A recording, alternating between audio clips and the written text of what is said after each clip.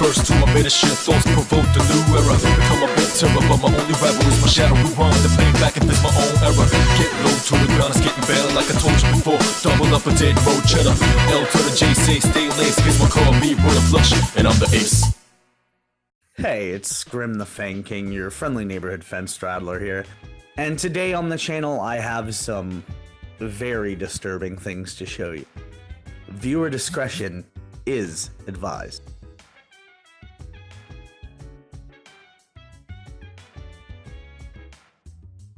So, I have very much stayed away from the Kick Vic / I Stand With Vic drama, and for pretty good reason. I consider myself to be a rational person, and I wanted to see some evidence and deposition, and I wanted to see how the court proceedings were going so that I could make an informed decision based on the evidence presented. But as some of the deposition is being released, I find myself unable to sit idly by while the parties involved seem so intent on perverting justice by pushing the narrative of guilty until proven innocent. This deformed sea lion you see on your screen here is Ronald Toye, the husband, fiance, whatever he is, of Monica Rial. Now, I went into this deposition with an open mind. That is, until the very start of his deposition, where this particular line of questioning took place. Are you a pedophile? No. Does it offend you if someone were to call you a pedophile? It would offend me, yes. Why? Because it isn't true. Now, so far, everything seems to be common sense. He says he isn't a pedophile, says he would be upset if somebody were to label him as such because it's untrue, amongst the improper objection of his legal counsel, of course. But then things take a turn.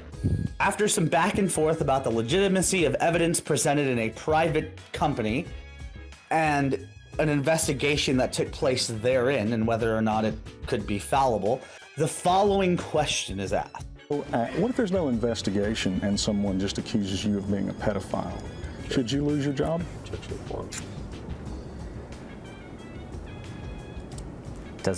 Well, no. So Ron agrees it's not fair to be fired if one person accuses you of being a pedophile. So far, so good. Two people accuse you of being a pedophile, and your company doesn't conduct an investigation, but just fires you out of hand. Is that fair? No. No? If they do not do an investigation and just fire you, then no. Two people? Still not fair? This guy's actually making sense. If 4 people accuse you of being a pedophile, and the company does not conduct an investigation but simply fires you, is that a fair outcome? Yes. Okay, wait, what? So 4 accusers is all it takes to prove guilt? Damn. Now, here's the thing. This line of reasoning was reached using the hypothetical of him being accused of pedophilia, right? So if that's the case, then if 4 more people were to accuse him, then he agrees he must be one? Well, here comes the disturbing content, guys. In the social justice system, sexually based offenses are considered especially heinous. On YouTube, the dedicated content creators who investigate these vicious felonies are members of an elite squad known as the Me Too unit. These are their stories. Oh yeah, this guy's obviously a pedophile. I mean, come on, we live in America. Like, it's guilty until proven innocent.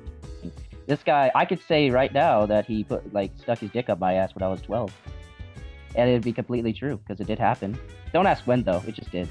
When I was 5, he took me outside, and he touched my pee-pee, and now I'm a trap.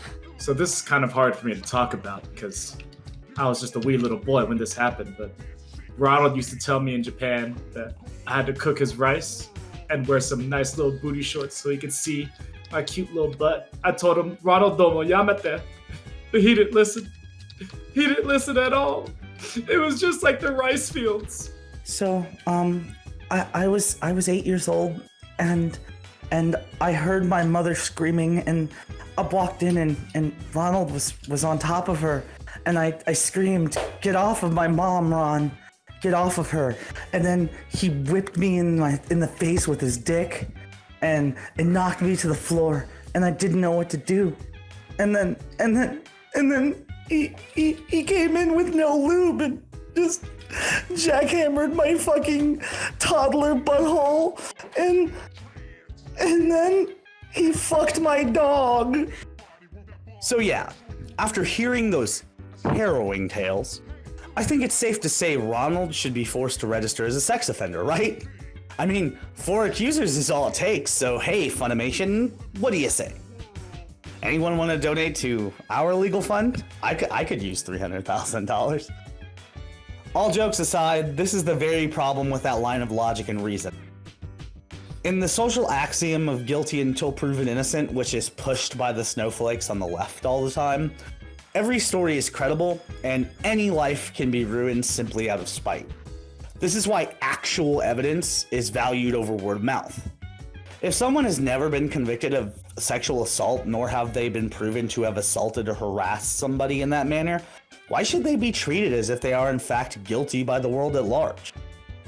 If you want to think that way, then I guess any random story on the internet is true given a defined number of accusatory statements, and Ron believes you need only 4.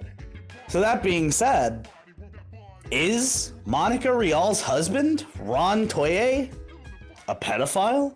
If I gotta be someone who's only trying to meet others' expectations, I'm good as dead, rather die and say nothing lies ahead, so I burn and trade out. I'm that abnormality, most wanted for disturbing the formality, negative vitality, superficiality, spread denies my personality. Oh boy, not again, came back again with a plot against me. You must wanna get tossed again, truth be told, your mission to board again. Never lose my mind's locked tight like Tokyo grip, like concentrated. Be careful when I'm agitated.